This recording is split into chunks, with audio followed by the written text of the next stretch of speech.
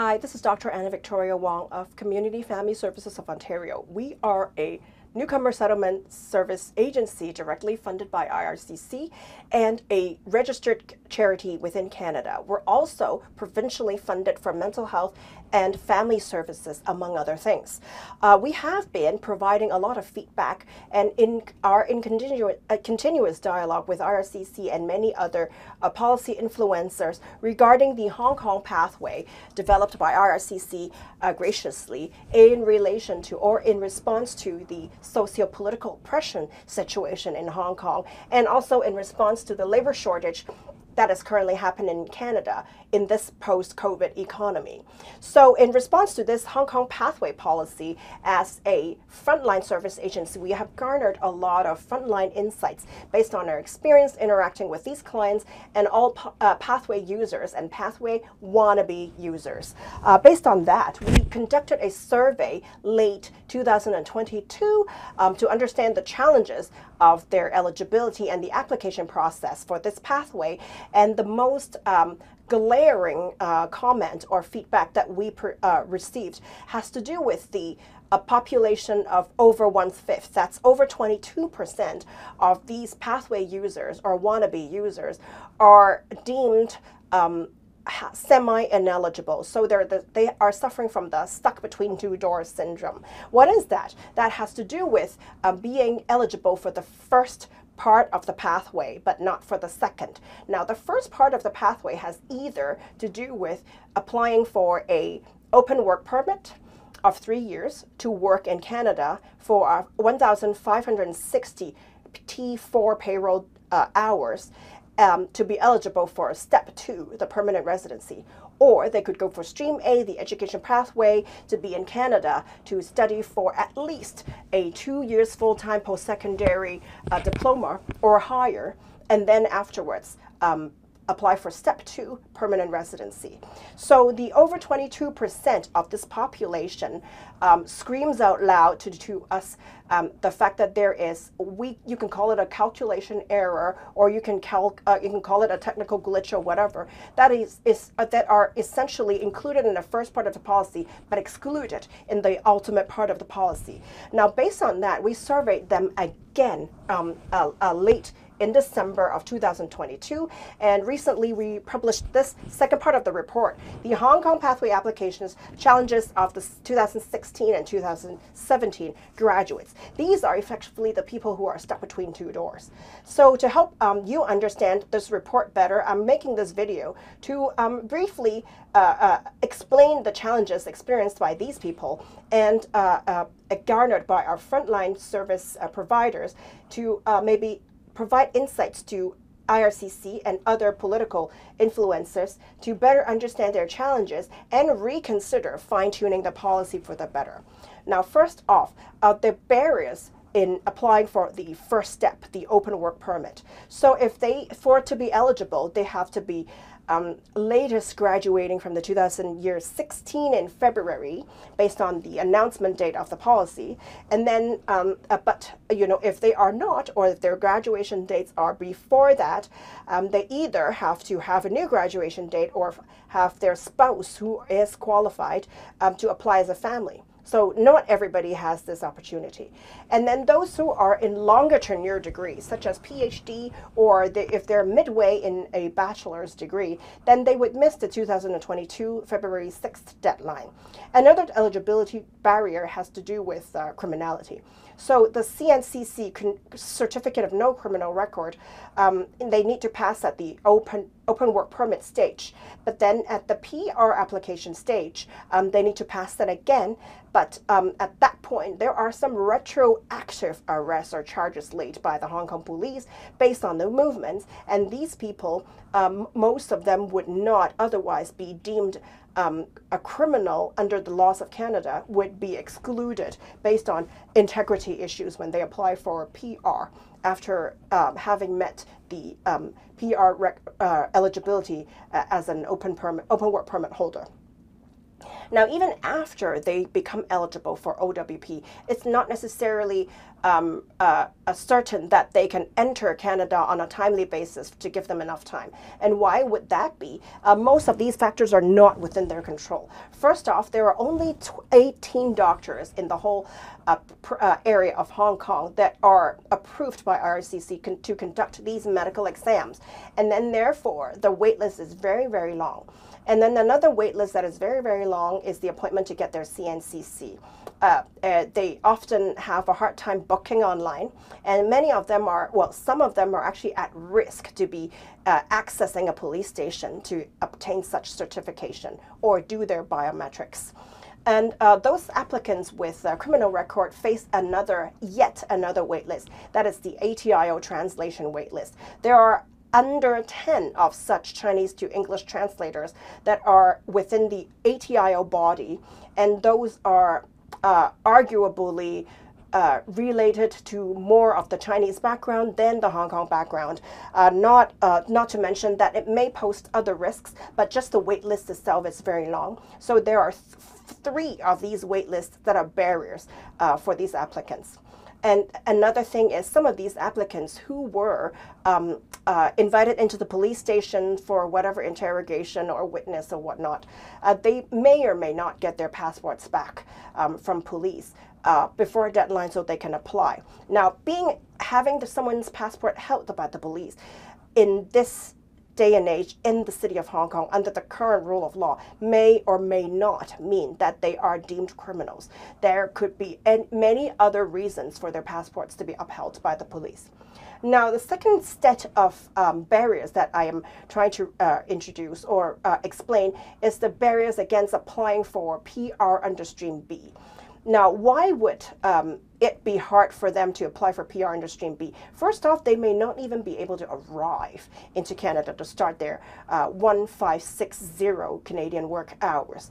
During COVID, our borders were closed, and most applicants could not enter despite the tight deadline.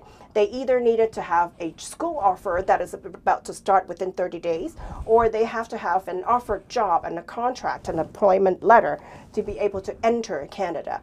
So open work permit by nature is the permission to enter Canada to find a job, not to get a job to be able to enter Canada. But during COVID, that was reversed. They still needed a job to enter Canada.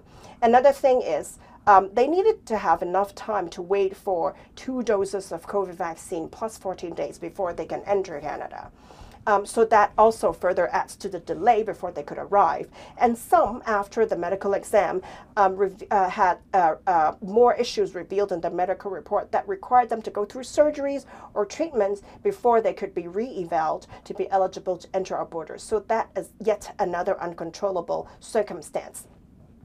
Another thing is flights were very infrequent during COVID, and even now, at the beginning of 2023, there are still many canceled flights, so it makes it hard for them to even embark on transportation to actually come into Canada. The last thing, but not the least, is the fact that it's hard for them to find accommodation without local employment contract or local credit history. So that effectively means, to be able to compete for a rental accommodation, landlords are hinting, or they are in competition that is so stiff that they need to be depositing an upfront 12 months worth of rent before they can secure accommodation. And not many of these fresh graduates with 2 years post-secondary diploma is able to do that. So they required more time to accommodate or accumulate such wealth or deposit before they could come into Canada to start working without being homeless. So again, this is out of their control. Now, to be employed, there also are other barriers, and without being employed, they're not able to meet the work requirements of 1,560 Canadian payroll hours on T4. So there are many of these applicants that have restrictions or arbitrary restrictions on their work permit. So some limit them in terms of sectors where they could be employed in, such as, many of them have this no eligibility to work in social services or health services or education services. So for those with these backgrounds in education and experience in these professions, they are deemed ineligible to find those jobs and have to find other menial jobs for survival and to meet the 1560 work hours requirements. So that is a loss to them, as well as it is a loss of talents to the Canadian economy. The tight deadline for employment for these individuals also gave way to many cases of employment exploitation, whether it was agents who sold packages of I find you a house and I find you a job and I give you the application through approval for this big amount of money, or to, from not having enough systemic knowledge and therefore be scammed into jobs where they were promised T4 income but at the end received cash or T4As. These people wasted time over jobs that were either paid or unpaid and therefore missed their deadline as a 16 or 17 graduates because they were scammed by employers, or some of them even scammed into labor trafficking situations, which we are aware of because we are an agency that serves victims of trafficking, be it sexual trafficking or labor trafficking. Also, in the post-COVID economy, it's very hard to find full-time jobs and very hard to find long tenure jobs.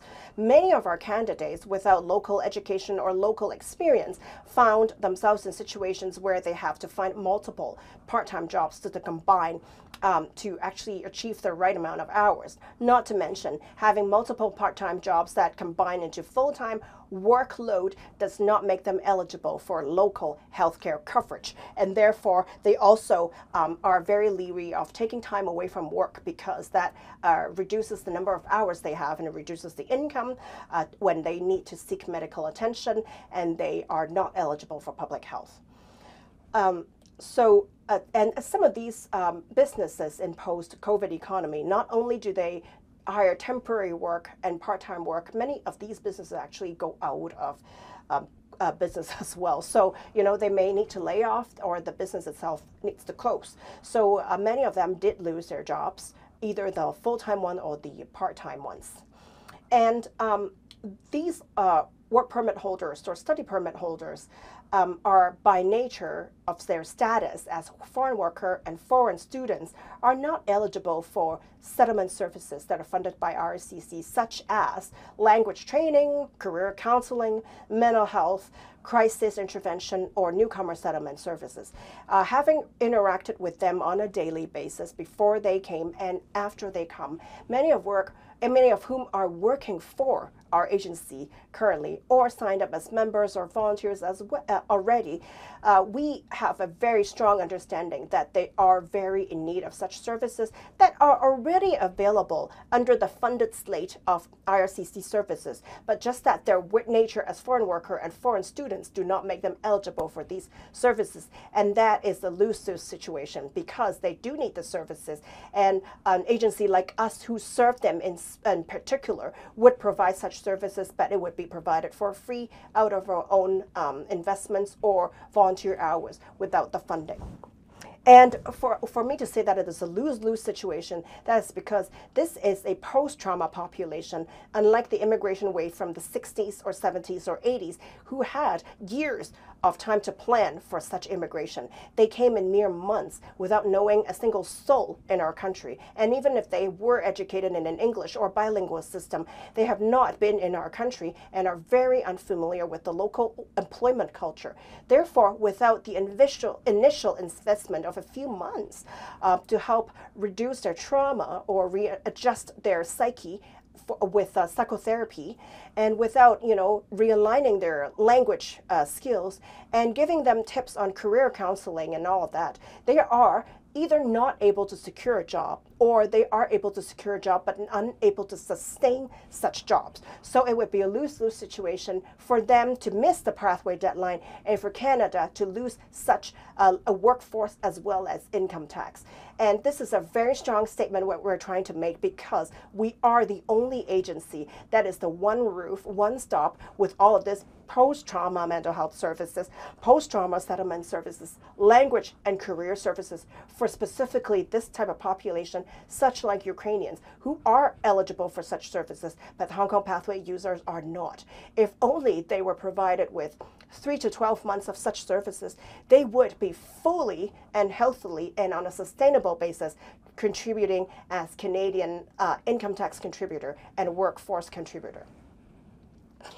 We hope to do our best in adjusting this physical and emotional injury that these injuries have as impact on their productivity and social and mental wellness to make them sustainably contributing Canadian citizens in the future to come. And for very in-demand skills such as medical and nursing and whatnot, the conversion process is very long. So we're losing those talents to other Commonwealth jurisdictions such as the UK, where they are immediately able to convert their licenses. But in Canada, we're just as short in HHR as any other jurisdiction on earth right now.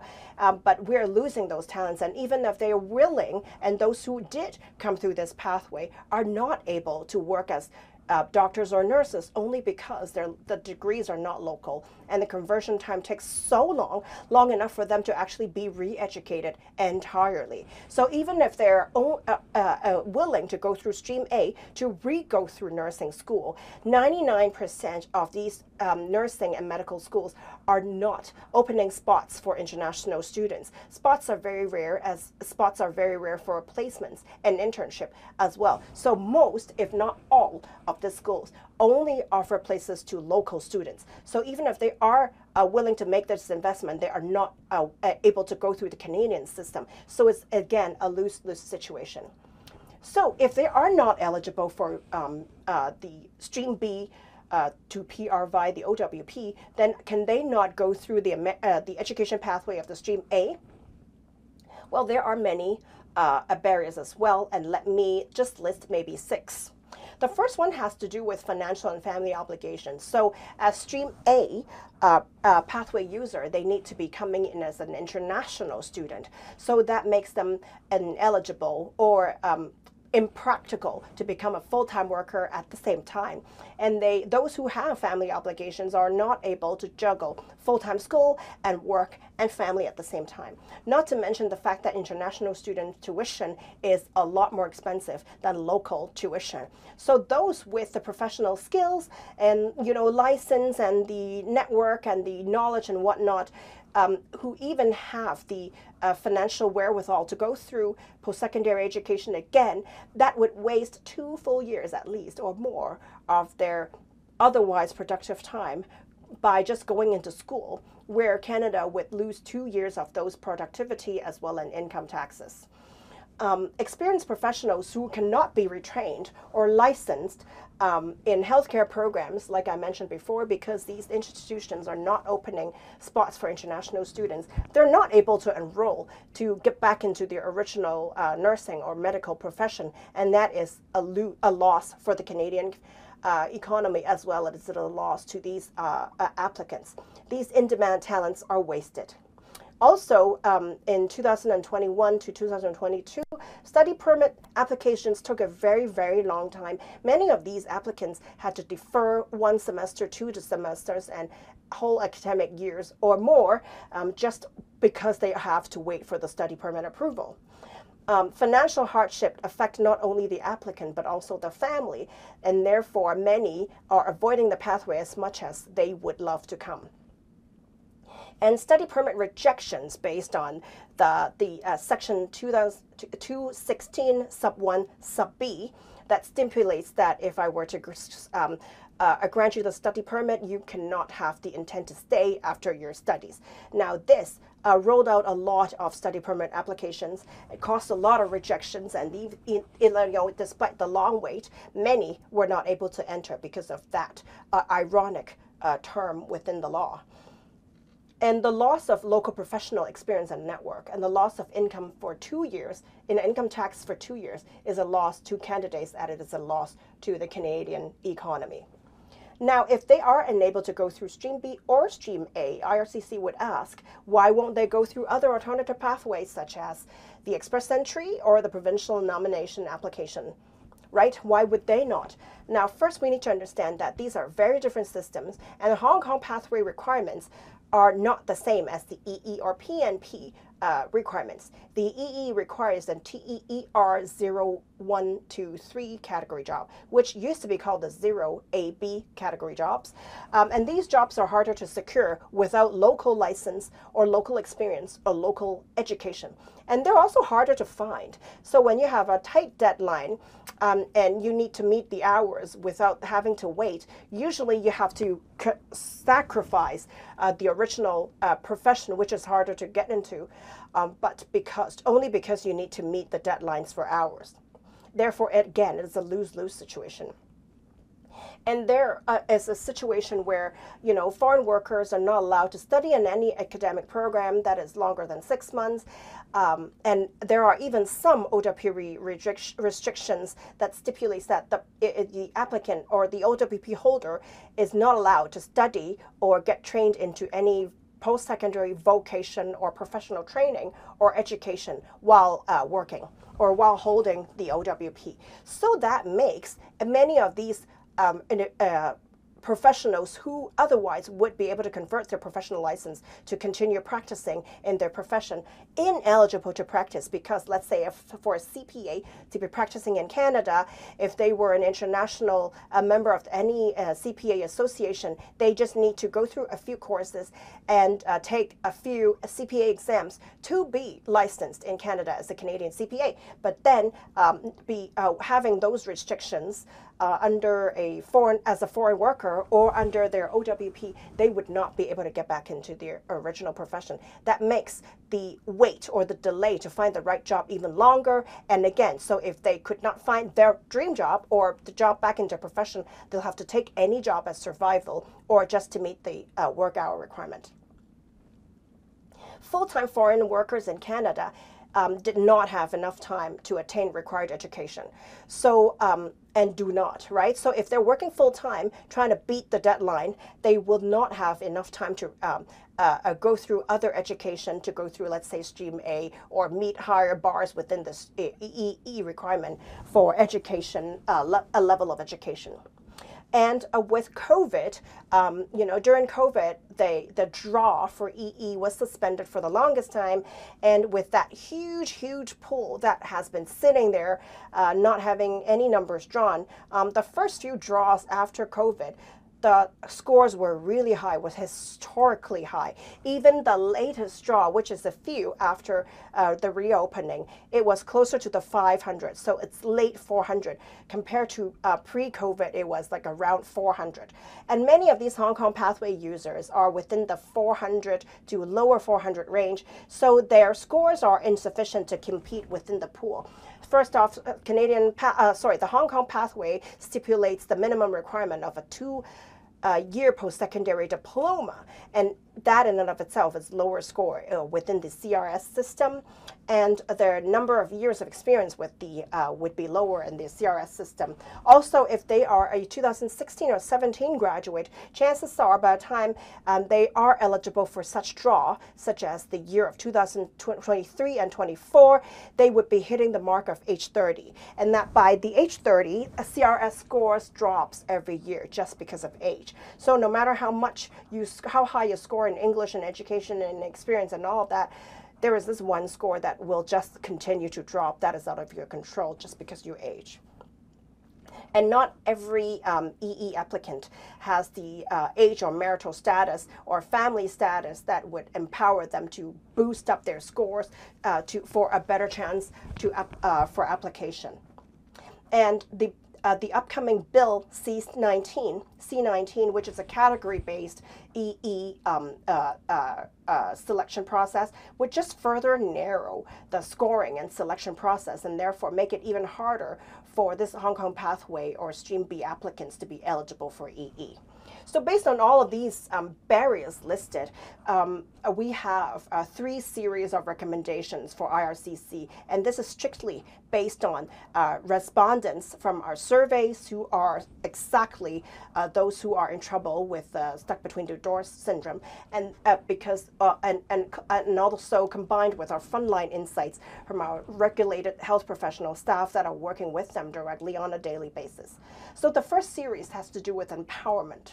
So for these applicants to be successful and sustainably contributing to Canadian economy, we strongly advocate to open up access to IRCC-funded services such as newcomer service, trauma-based settlement services, language and career counseling services to them, as well as mental health and crisis intervention services. All of these services are funded by IRCC under IRCC programs, but only for protected persons, PRs, live-in caregivers, and therefore foreign workers and foreign students are not eligible. The only other class of exception is Ukrainians. Now, Hong Kong Pathway users are also victims of trauma from socio-political oppression, if not from other types of brutality, such as police brutality or law enforcement brutality. So for them to be contributing to Canadian economy on a sustainable basis, our frontline and professional experience tells us they only need a short-term, time-limited window of service from 3 to 12 months. We would be able to regulate or rehab their mental state and language needs and local system understanding and career wherewithal back to normal or up to par to a state where they are able to function independently for their own finance, career, and social lives. So if we are able to provide those services that we currently are providing to settlement clients, it would benefit them, and it would also make the investments much more effective for IRCC to make this policy pathway not only count for immigrant numbers, but also account for economy and labor contribution. And another way to empower these people is to make sure credential pathways are expedited, as in, if we say we need MDs and RNs, we better put money where our mouth is. And that's, I understand it's beyond the control of IRCC and calls for a collective effort from many provincial and federal agencies where national bodies have to be empowered to expedite the transition process for licensing. And IRCC can also reduce restrictions on OWPs for training and employment sectors to allow them more opportunities to participate in, because without those restrictions, there would be more sectors that they can get jobs from, and more opportunities for them to upgrade their training and to equip themselves so that they could get local licensing to get back into the professions in a more timely manner. Second set of recommendations we have is to do with removing technical barriers. So the first technical barrier has to do with Section 216 sub 1 sub B, which stipulates that if you intend to stay after your graduation, you're not allowed your study permit. So instead, applying consistent use of Section 22 sub 2, which allows for dual intent, would make it so much more smoother for Stream A study permit applicants to arrive via the Hong Kong Pathway and to become permanent residents. It would significantly reduce rejections of study permits based on that. Also, another technical barrier has to do with criminality. So if IRCC is able to rely more on court documents and translated police records instead of CNCC, particularly for at-risk individuals, there would be many eligible individuals that are normally would not be deemed inadmissible into Canada that would be eligible and qualify for the pathway. And removing the technical barrier for a mandatory for mandating CNCC and removing the technical barrier of only using ATIO translators would make the wait shorter and also ensure a higher level of safety for these applicants to come and during their application process.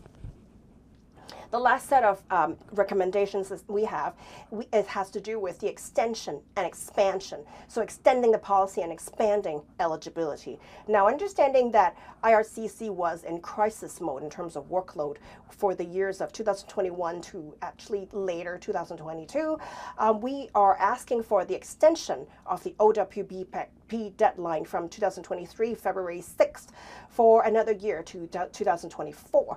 Not only will it give more time for IRCC officers to process applications, it actually also gives more time for those who were impacted by barriers, such as, listed above, such as CNCC or infrequent flights, or couldn't enter because of COVID, or couldn't enter because they needed to accumulate enough money to deposit for 12 months of rent before they can come. All those barriers could be partially solved if the deadline is moved for 1 year away. And just moving it for 1 year out, it does not impact significantly the closure of the pathway for 2026, August 31st.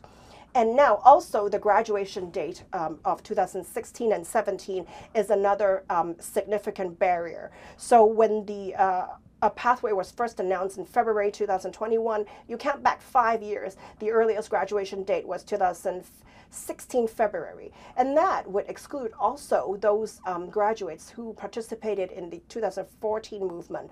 Not to mention it excludes a lot more eligible and vibrant and ready, willing, and able workforce that is eligible or willing and interested in coming to Canada to contribute to our economy. So our suggestion is to include the 2000 movement participants by setting the deadline for graduation for all, instead of everyone having the individual deadline of submission date minus or count back 5 years. Set the date of 2010 January 1st as the latest graduation date for all, so that everybody graduating from 2010 Jan 1st onwards are eligible and to come in and participate in the OWP program and garner their 1560 Canadian work hours would be a very fair solution for applicants, the local economy, and for IRCC applicant officers. Lastly, because we are still in high need of certain professions that are not 2-year post-secondary diploma or above, such as personal support workers and skilled trades and ECAs when we open up the $10 daycares. So we would be missing out on all of these professionals who have graduated, let's say, in 1-year post-secondary programs because of the nature of their profession. So if we were to expand eligibility to a 1-year post-secondary programs, it would include the PSWs, the ECAs, and other skilled trades that would otherwise contribute to our economy, because the current local workforce is so short on these skills already, and we can just import them right away like that. So we thank all these participants for sharing with us this valuable feedback. And I thank my team for putting this report together. And I thank you, policy influencers and IRCC members, to be reviewing this and taking all of these recommendations into serious consideration. I hope to hear from you as soon as possible regarding all of this, any good news to do with refinements and improvements for our policy. And I wish you all a happy Lunar New Year. Thank you.